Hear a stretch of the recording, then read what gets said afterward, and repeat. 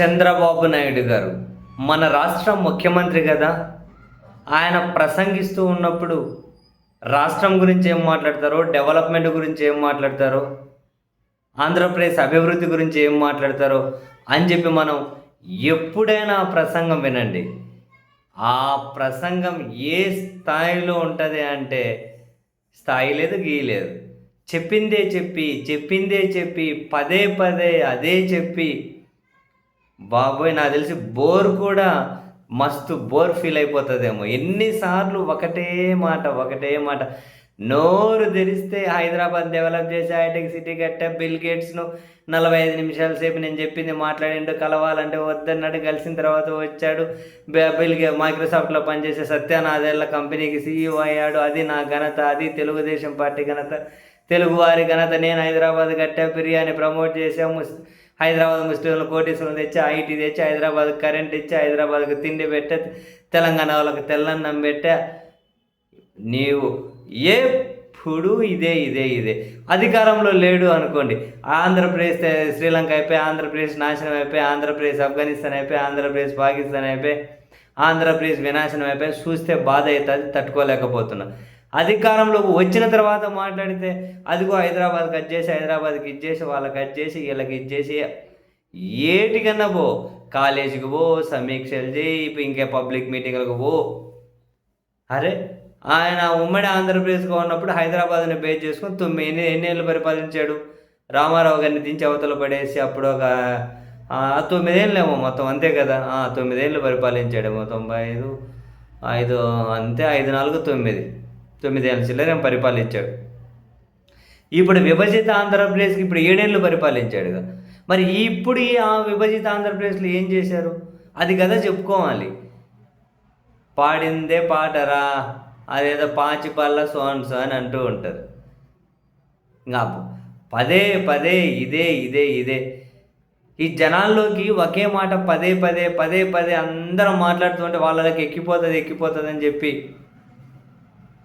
అనుకుంటారో ఏమో. కానీ కొందరు సరదాగా కొందరు నెటిజన్లు జోకులేస్తూ ఉంటారు. ఏమని, ఒకవేళ వీళ్ళకి సంబంధించిన పత్రికలు, టీవీ ఛానళ్ళు మాత్రమే ఉంటే నెక్స్ట్ తరానికి హైదరాబాద్లో చార్మినార్ కట్టింది కూడా చంద్రబాబు నాయుడు గారని వాళ్ళు ప్రచారం చేసిన ఆశ్చర్యం లేదని చెబుతూ ఉంటారు కొందరు నెటిజన్లు సరదాకు. అది సరదాకు వాళ్ళన్నా కొన్నిసార్లు అరే చెప్పినా చెప్తారేమో అనిపిస్తుంది. ఏటికి పోయినా ఇవే మాటలే. కరెక్ట్గా ఐటీ భారతదేశంలో డెవలప్ అయ్యేటప్పుడు అది కూడా హైదరాబాద్కు ఉన్నటువంటి చారిత్రాత్మక ప్రాముఖ్యత దృష్ట్యా చాలా బహుళ కారణాలు ఉన్నాయి. అప్పుడు ఐటీ ప్రపంచంలోనూ దేశంలోనూ డెవలప్ అయ్యే పరిస్థితి. సో భారతదేశంలోని ప్రధాన నగరాలైన బెంగళూరు, ముంబై, చెన్నై, హైదరాబాద్, పూణే ఇట్లా డెవలప్ అవ్వకుంటూ వచ్చాయి. ఆ ఫ్లోను పట్టుకొని నేనే అసలు ఎక్కడా కూడా ఆయన బోర్ ఫీల్ అవ్వడు. హైలైట్ ఏంటంటే ఆయన బోర్ ఫీల్ అవ్వడు.